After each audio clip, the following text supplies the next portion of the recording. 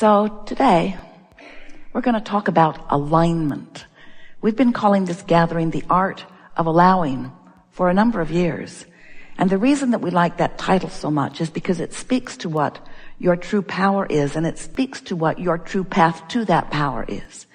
Because if you care about discovering and practicing, it's why we call it an art. It's something you work at until it clicks into knowledgeable place for you. When you practice the art of allowing, what is it that you're allowing? You're allowing your alignment with the source within you. You're allowing your resonance with the energy that creates worlds. You're allowing your vibrational alignment and resonance with all that you've been asking for. The way we've been describing it to you in as simple terms as possible is that in your physical form, you are an extension of that powerful non-physical energy. And you came to explore the leading edge contrast for the express purpose of finding more leading edge. Because as eternal beings, you know, new thoughts are important, new ideas are important, new desires are important, new reasons to summon energy are important. And you also know that you can't stand still, that you can't stand in satisfaction where you are. You must keep reaching forward. You must keep reaching into more. So you came as an extension of source energy, intending deliberately to explore the variety that surrounds you, knowing that by knowing what you don't want, you would know more clearly what you do want. And you knew that contrast would be there for you to see and to choose from in every moment of every day. And so you came forth to explore, and every time you explore, even in something that is really known to you, you are still refining it and coming to further conclusions about how it would be better still. The improvement never stops, because that is what life really is about. Not because it's broken and needs to be fixed, but because it's eternal and will always be in the state of becoming. So when you get into the flow of this eternal becoming, and you begin enjoying the process of the becoming, then you no longer feel uncomfortable about the contrast, because you know it is necessary to the becoming.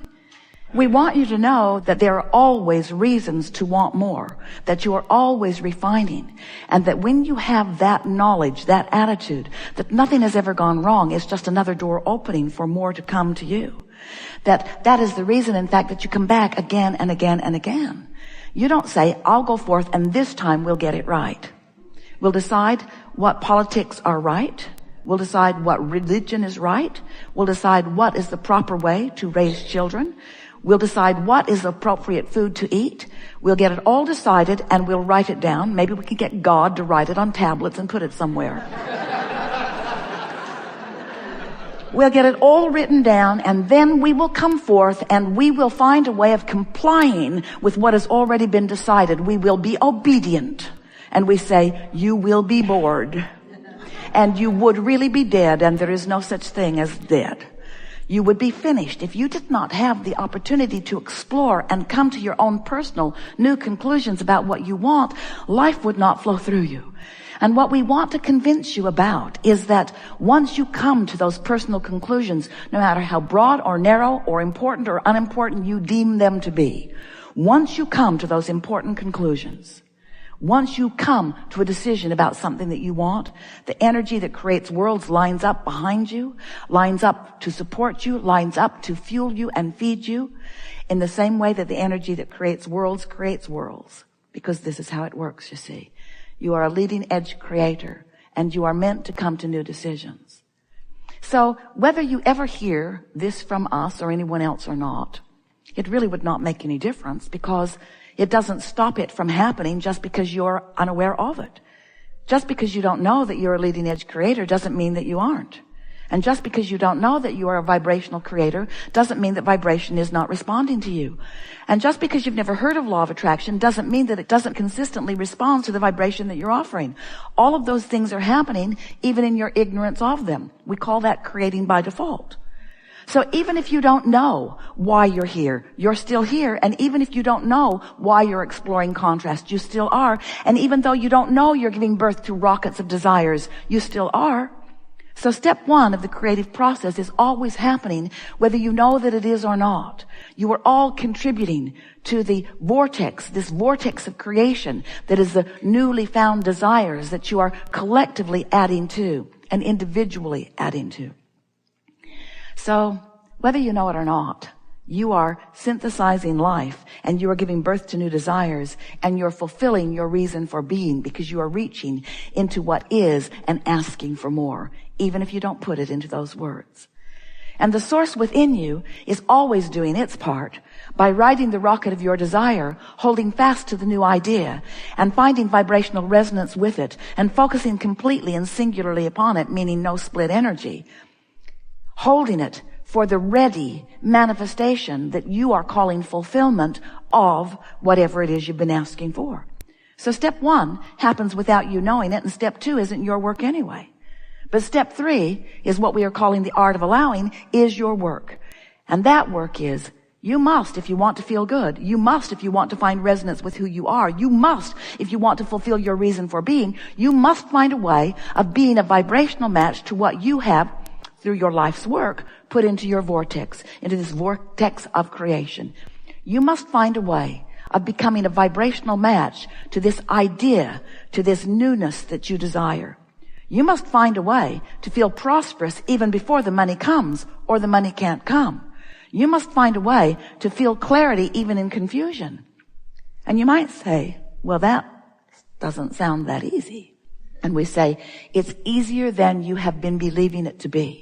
Because you have the ability to find the thought of something. You don't need the manifestation of it first. Many people say, well, show it to me and then I'll believe it. And we say, we understand that because there are plenty of people around you showing you things, but often you find a way of still not believing it for yourself. You believe it because someone is experiencing it, but you often don't believe it for yourself, you see. We want you to understand that you cannot wait to see it before you believe it.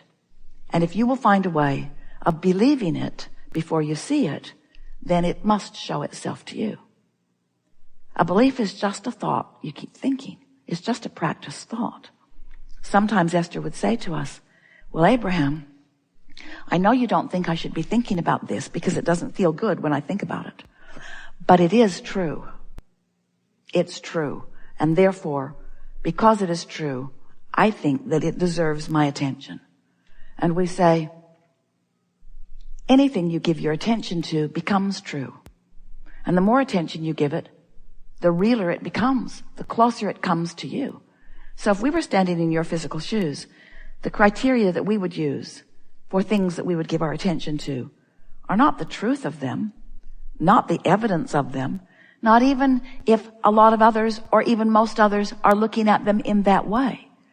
We would ask ourselves, in every subject that we might be giving our attention to, how does this attention to this subject promote more of what I want? In other words, it's true. Do I want it to be true? It's true. Do I want more of it? It's true. And do I want the more of it to come closer to me?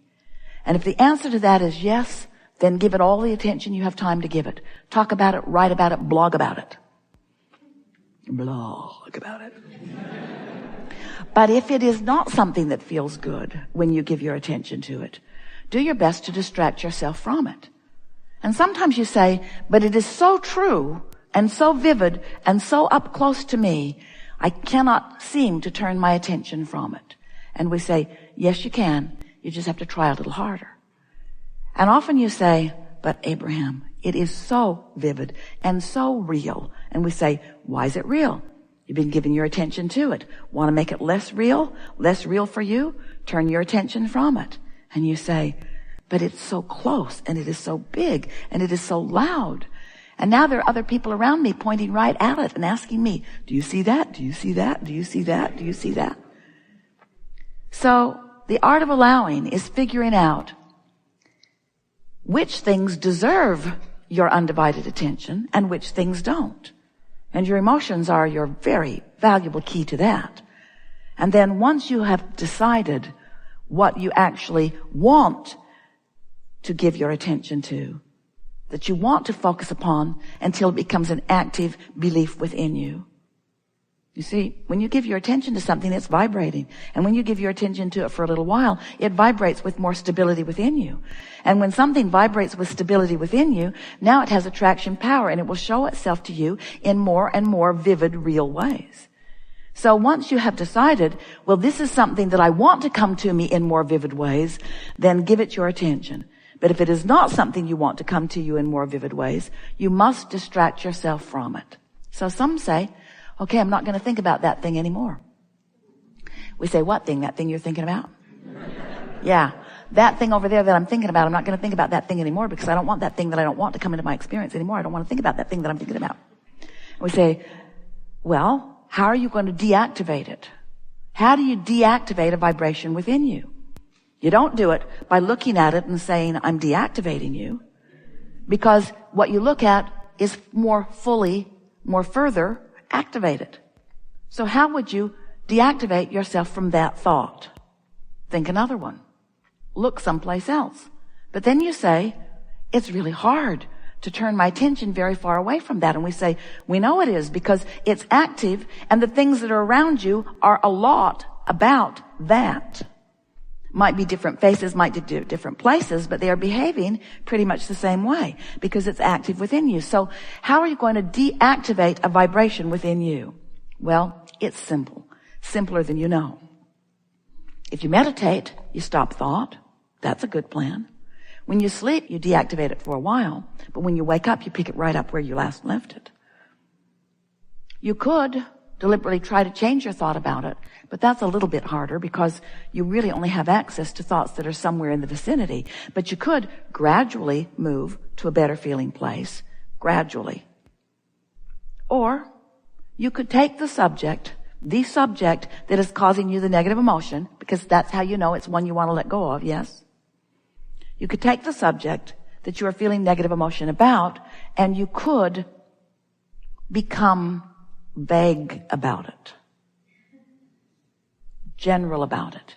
You know how your kids do when they don't want you to know what's up? Aren't you just amazed at how vague they can be? I don't really know. I haven't actually thought about that.